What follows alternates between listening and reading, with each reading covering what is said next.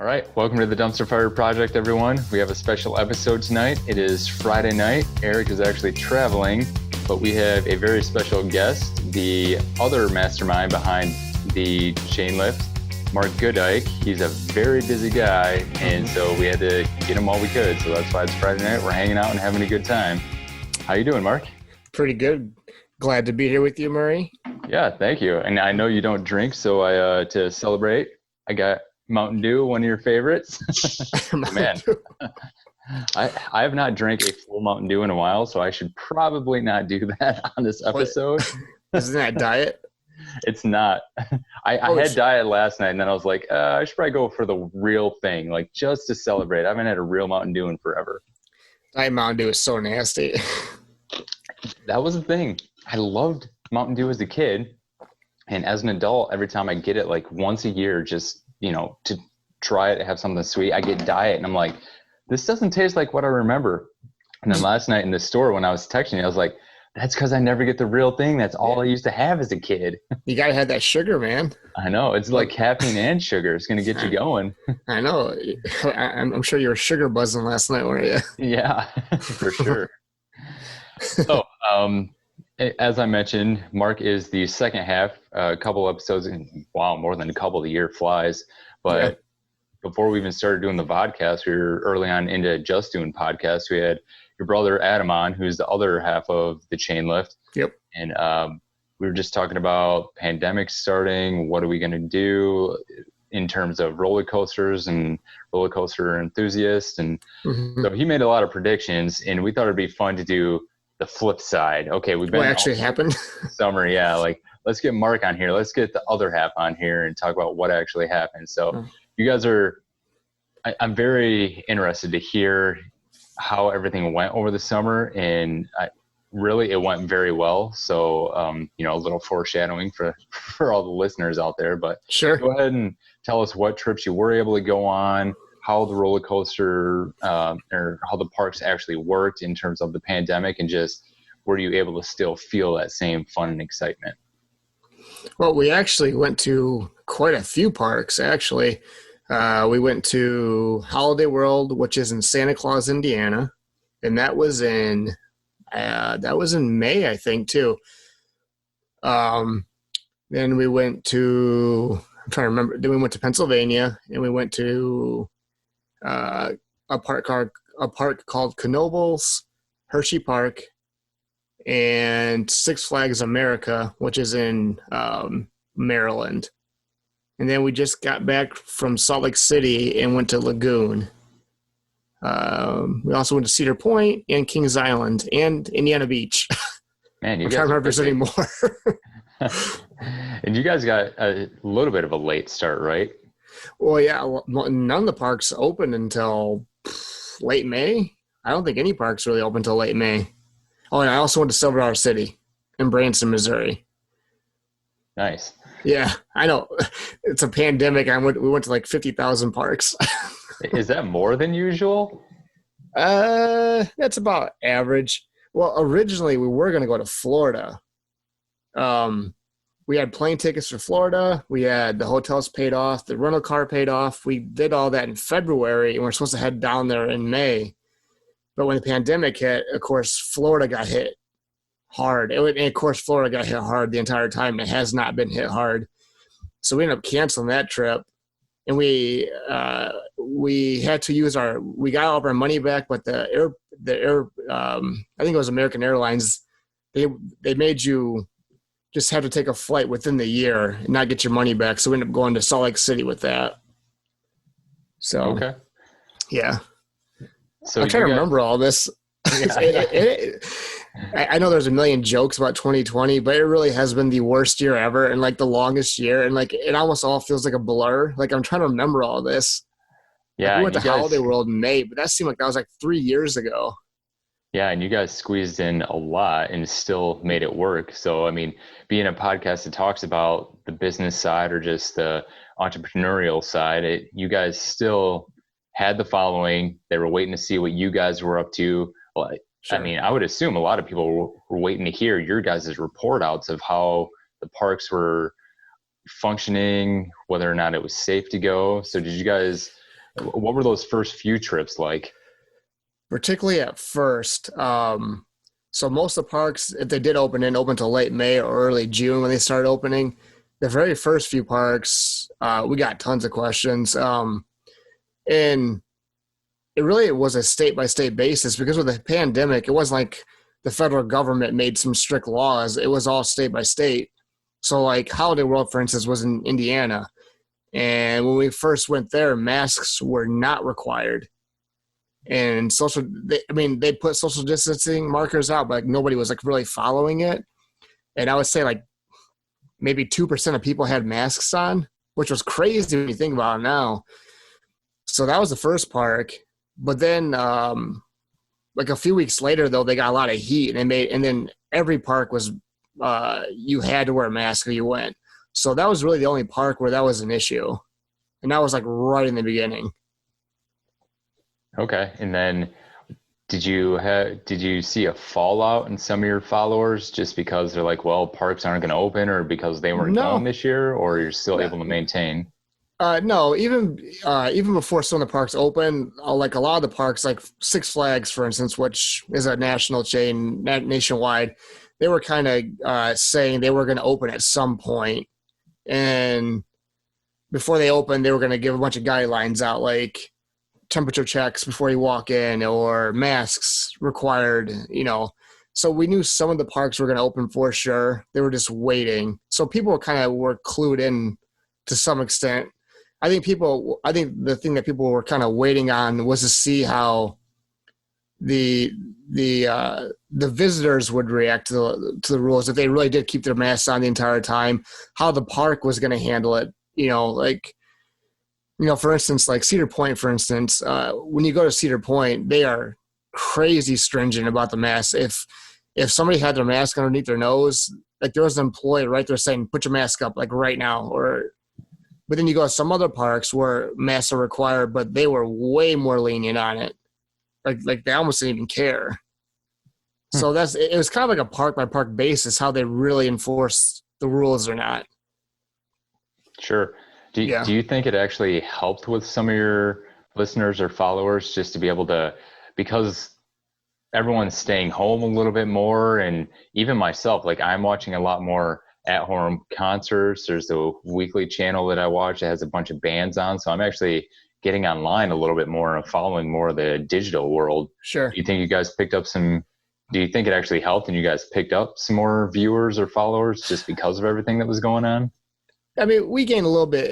It's also kind of a weird year, though, because, we're in the roller coaster genre, which is already sort of a niche thing anyway. But this summer was so weird that a lot of people, like a lot of enthusiasts, just didn't go to a park this year. So, when that happens, too, some of the excitement or maybe even, I'm trying to think of the word. Like, if they're not going to parks anyway, there's no reason to kind of watch videos about it, I guess. Like, I've noticed like that across the entire board, people just aren't into this year as much. You know what I'm trying to say? Like, because most people didn't even go to a park. Yeah, I could see that. It was almost a little bit of there's a hashtag out there. I don't know if it's a hashtag, but some people have been saying bummer summer. It is a bummer summer. Yeah. I mean, well, it wasn't for us, but yeah, you guys are busy. Yeah, I've noticed about half our followers right from the start, and even towards the end, said they didn't go anywhere, and they weren't going to go anywhere. They weren't going to try it. So of course, I brought viewerships down for everybody because there just wasn't the enthusiasm this year. It was just such a weird year. Sure. But I mean, you guys really tried to make it work for you. You even got on planes and traveled. So what was that like?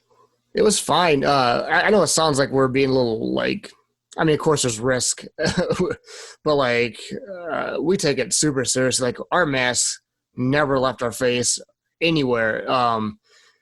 Any park we went to, we wouldn't go into any ride that was indoors really, unless it was like walked right into the ride and you got right out. Like, we didn't eat by anybody. The only time we were by people was like literally like waiting in line to get on a ride, and then we were away from everybody. And that's what we did. Every single park we went to, that's what we did. We just stayed away as much as possible. And our masks never got even close to coming off. And we carry sanitizer in our pockets at all times. We washed our hands after every ride. Wow. I mean, it's a lot of work, but it's worth it. I mean, at least I'm riding roller coasters, not sitting at home. You just got to put the extra work in. Yeah, that's awesome. I mean, sometimes you just got to make it work for you. You're being safe. I mean, they opened up the parks as long as you were being safe. So you had the right to be there, and that's good. You just played it safe. Yeah. And the air travel, like most most airports still, I think they're only allowing a certain amount of capacity on the flights. So I know we've flown twice this year. We went to Washington, D.C. earlier, and our plane was maybe half full. It was like as social distance as you could possibly get, I guess. And that was every flight we took. It was real comfortable. Like I never felt unsafe like whatsoever. So, and of course you had to wear masks. They wouldn't let you on, and it was fine. I just think if people are smart and they wash their hands and they wear their mask and they're aware of the people around them, I think you're fine. I mean, if everybody's following the rules, it's just a problem is not everyone wants to follow the rules all the time. So you just got to kind of be mindful of that. Yeah. Yeah. So I saw a crazy picture, you guys, when you were in Salt Lake City. You had the smoke behind you from the California fires. Yeah, it was over in Salt Lake City. You could really see the smoke and the fogginess. I mean, it drifted all the way over to Utah from California. I know last time I saw somewhere, they said that the fires were so big, it was as big as Delaware, like the amount of area that was like on fire in California. So yeah, all that smoke was very visible the entire time in Salt Lake City. It was weird. It was weird. Yeah. Yeah. I was going to say, was it weird enough just traveling during like a year like we've had, and then you see this smoke coming from California, you're just like, this is surreal. It was crazy. Yeah. Even though we talked to a lot of the locals, and they said, yeah, man, it's so foggy. They said usually it's so crystal clear here with the mountains, and then everything was just so foggy looking. Yeah. Which sucked for the, all of our video and picture came out well, but it still kind of made the pictures not as, clear because there's like this like haze in the air. Sure. California, all because somebody had to have a gender reveal party. Is that what it was? I didn't even know what started, because there was I felt like there were so many different ones going on. I was like, well, what started which one? But maybe there was just one big one. Yeah, the California one, it was a gender reveal party. Some guy made some mechanical thing, and it faulted, and that's what caused the fires. Yeah, it was a gender reveal party. It's usually something crazy like that. This idiot, this guy, just because he wanted to tell everybody he was having a boy, burnt down half of California. Idiot. Crazy. Yeah. So so speaking of like the pictures and all the work, we mentioned it on the podcast I had Adam on, is I went on a trip with you guys and it was super fun. I had a blast, but I wanted to see the parks through your guys' eyes, but I was always curious. Like I always see the posts and everything about how much work actually went in behind the scenes. Mm-hmm. So I remember the one, you're like leaning over the rail, like it felt like you were a foot from the coaster as it was coming down. I'm just like, man, like he is putting himself in a dangerous way to make this work. So that just speaks to your dedication. So do you have any crazy stories of how close you get, or the weird positions you put yourself in to make these shots work, and just the overall channel? Sure. I think you're referring to Thunderbolt, because Thunderbolt was the big white wooden one, by that main plaza, and you can stand that fence, and you could put your hand out, and that train would hit your arm, like no doubt about it. Yeah, I still have a picture of you taking the picture. Yeah, I mean, I do it for my fans. Yeah. Also, the great thing about this channel is too, I really I really kind of fell in love with like camera work and video and photography. I've really like learned a ton like about angles and lighting, and it's honestly on my channel. I always, every time I go to a park now, I'll do a video series called a day at whatever park. And it's just nothing but footage.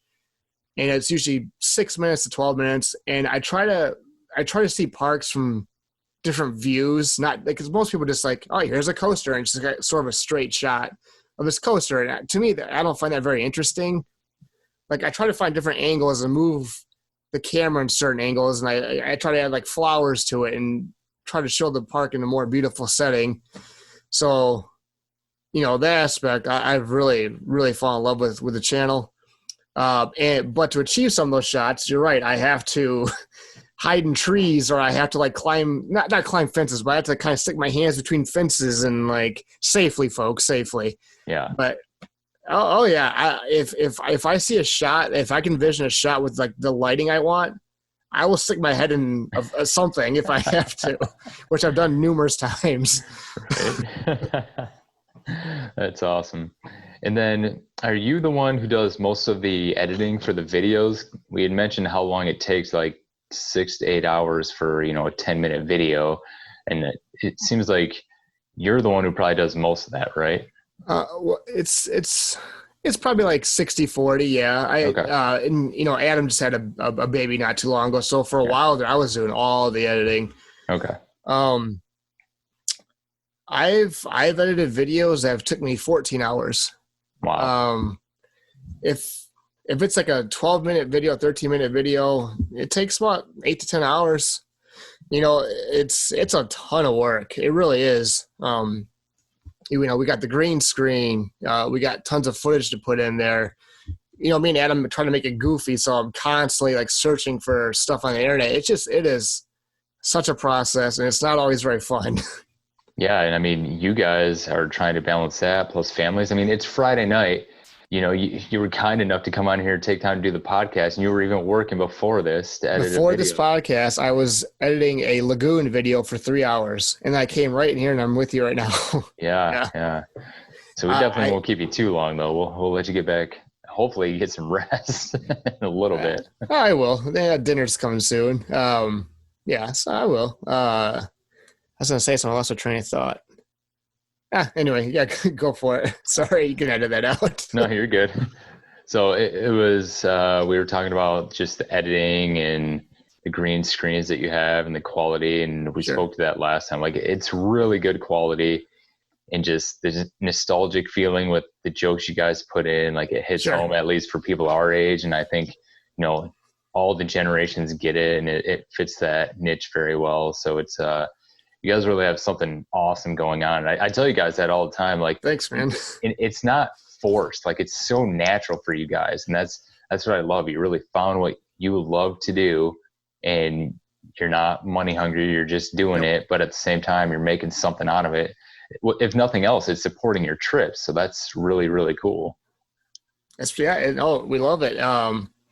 Obviously it's nice having some cash roll in to pay for some of our trips. So that was never the goal. Right.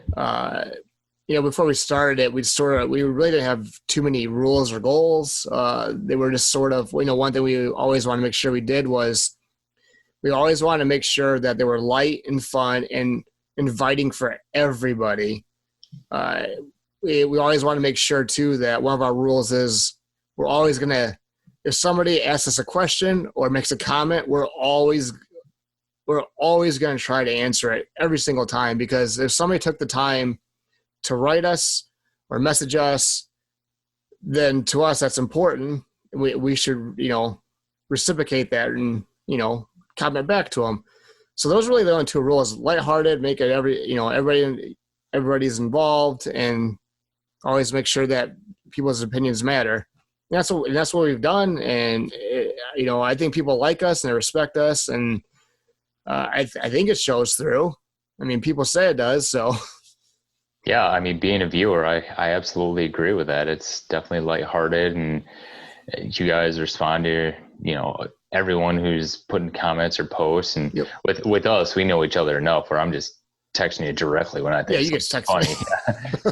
But I can see, like, on the pages how much work you guys put into maintaining those and doing a good job. And again, that's the whole part of doing something you love, because like you said, putting in 14 hours on one video, you better really love that video, especially if you're cutting into Friday nights and whatever else to get it done. Oh yeah.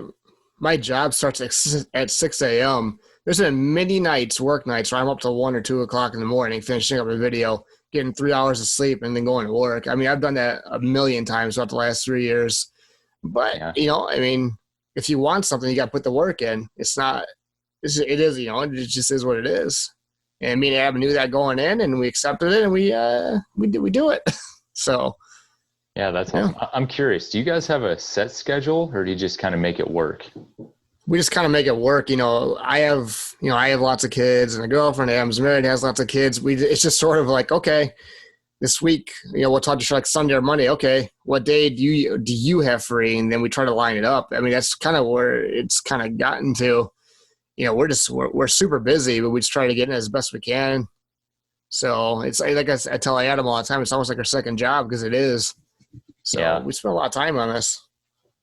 Yeah, it's amazing that you guys can make it work, especially without a set schedule. Because Erik and I, we try to mostly set a schedule, and even then, it's just always moving pieces trying to make it work.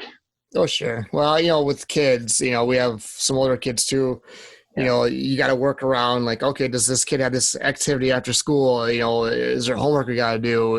I mean, every week when you have kids and wives, and it's always ever changing. Your work schedule is the same, but your home life is not always the same, which is not the case for both of us. So we got to make it work when we can, squeeze it in.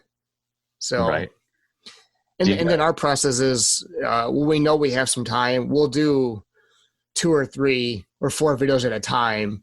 And then that will last us through a couple of weeks. So we'll just edit when we get time throughout the few weeks and release them then. That's how we do it.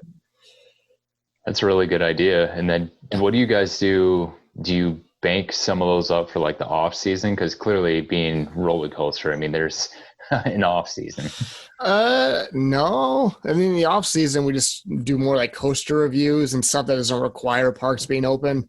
Like we can say, let's do this coaster in this park. Let's just review it. And it's an easy video to do where you can just do in the wintertime. We do a lot of stuff like that, or maybe like speculation videos of like what's going to come next, or, stuff like that. Although this year is a lot different though, because with COVID, no parks announced really any new rides at all, which, in the coaster world around August is when parks announce all their new coasters or new rides for next year. That just didn't happen this year.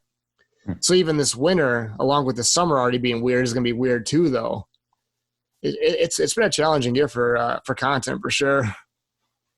Yeah. Do you guys think you're going to really be stretched come this winter just because of that? Or, I mean, there's one thing I didn't know until I went on a trip with you guys is how many parks and coasters there are around the world. Oh, tons. So,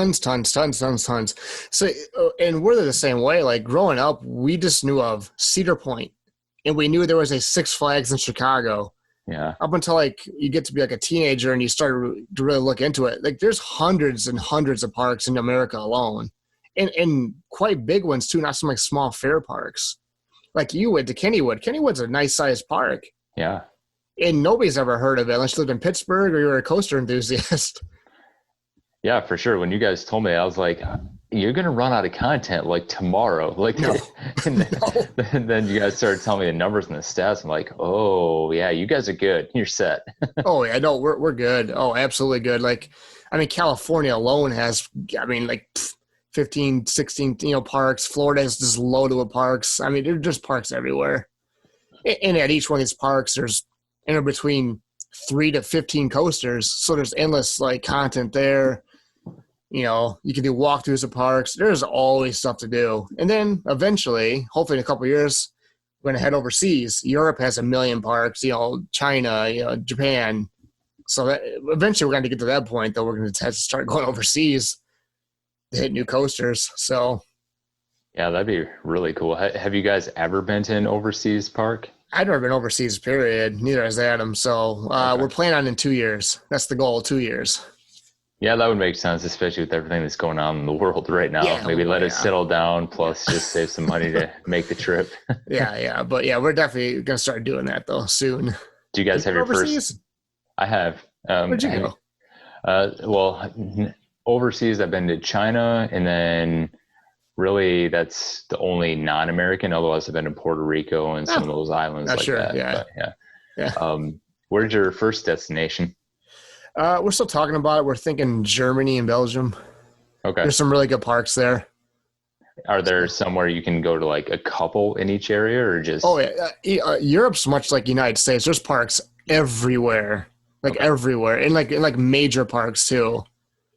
So, oh yeah, like you can like in the UK, for instance, which is just like an island basically. There's like 3 major parks there within like 40 minutes of each other. I mean, so that's not a problem at all going over to Europe, and China, Japan's the same thing. Okay. Nice. Now, do you guys have any, I would say not big plans, but unique plans for the near future, like in the next year, now that you've seen how things have rolled out with what's going on in the world? Have you guys had to pivot and do anything different? Yeah, so like the parks in California never opened this year.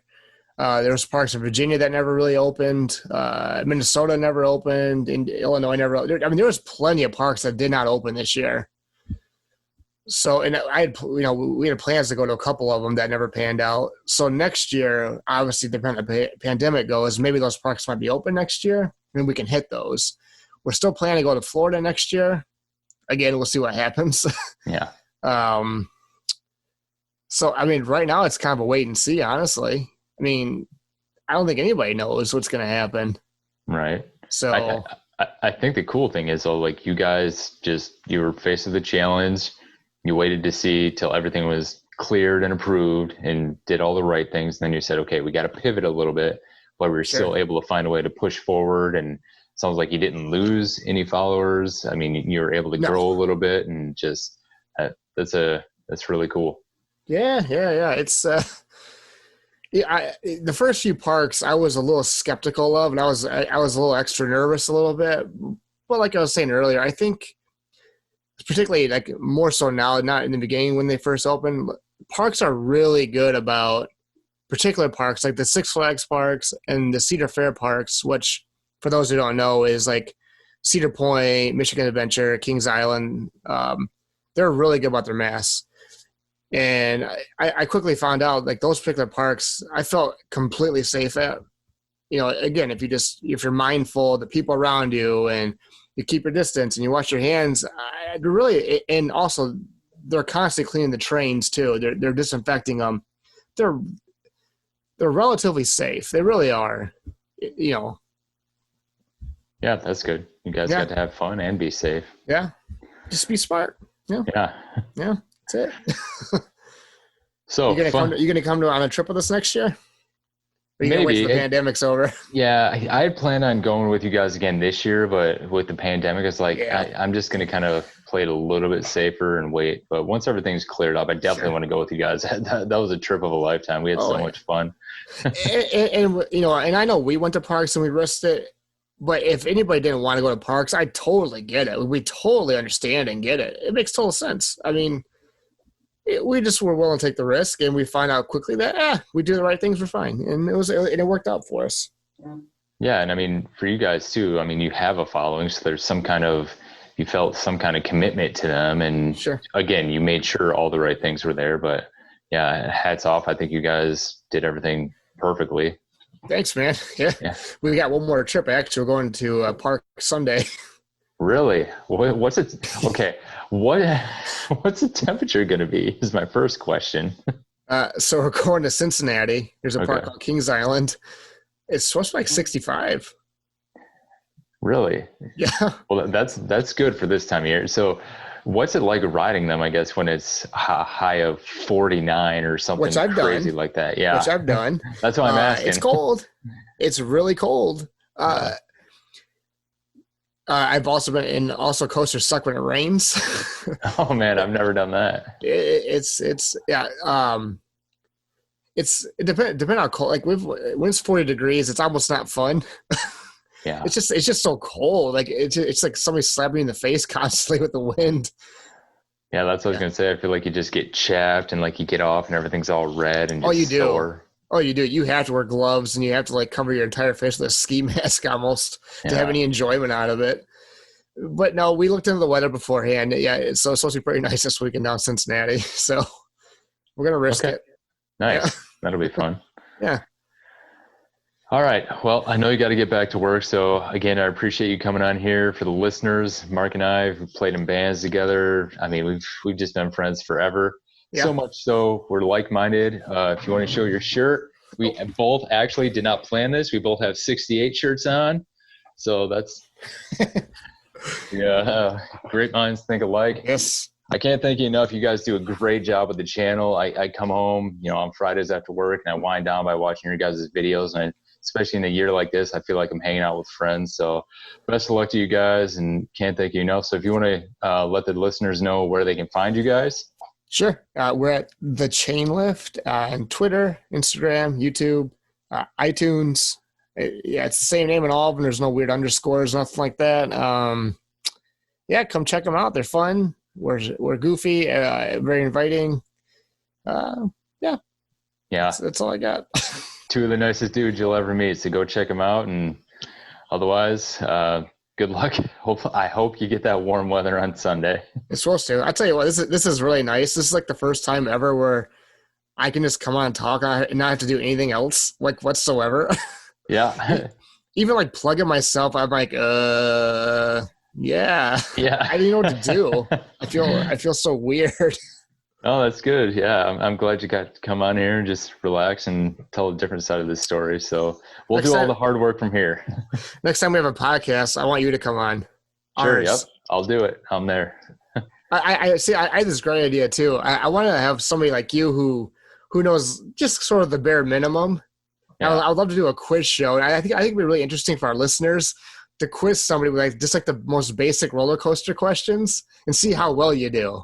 Yeah. Or just even on the podcast we did with Adam, I talked about how I was never like an enthusiast by any means, but just watching you guys do it, you got me excited and interested about it, so much so that I actually went with you guys, but then I got to witness it through your eyes, and it was just a totally different experience. I'm like, I get it now. Like, it's so cool.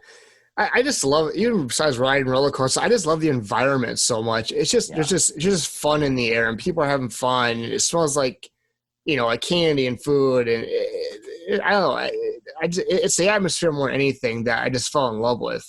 Not necessarily just the rides. Yeah. There's no other place I'd rather be. And even if I'm just walking around the park, I'm perfectly content. Yeah, no, I get that. Yeah, it's like just this nostalgic like feeling of being a kid again and just 100% happy. Yeah, and you went to a great park. Kennywood is, oh man, that park's amazing. You picked a good one to go with us too. Yeah. Yeah, it even had like that vintage smell to it because all the wood coasters and everything, and it was like mid like the heat of the summer. It was perfect. We had a blast. I love that park so much. Yeah, and then also too, it was fun. After we won that trip, me and Adam put you in our videos constantly for like the next like 3 weeks. I kept watching it. I was like, oh, when is this going to end? Like which I was fine with. But I was just like, oh, people are going to be like, do you guys have a third person as part of the chain lift? There's people who really know you now that follow us as Fish. Yeah. People call you Fish. Oh, that's funny. We'll definitely have to go on another trip, and I'll do another cameo as Fish. We should make this a yearly thing after the pandemic. Every year I want you to go, even if it's like a day park trip. It doesn't necessarily have to be for nights. You got to come with us every year at least once somewhere. It was so fun. It was a blast. Yeah, I'm in for sure. I had so much fun. Yeah, definitely, man. All right, cool, Marc. Well, thanks for coming on, and we'll talk to you next time. All right, man. See you. All right, see you. Bye.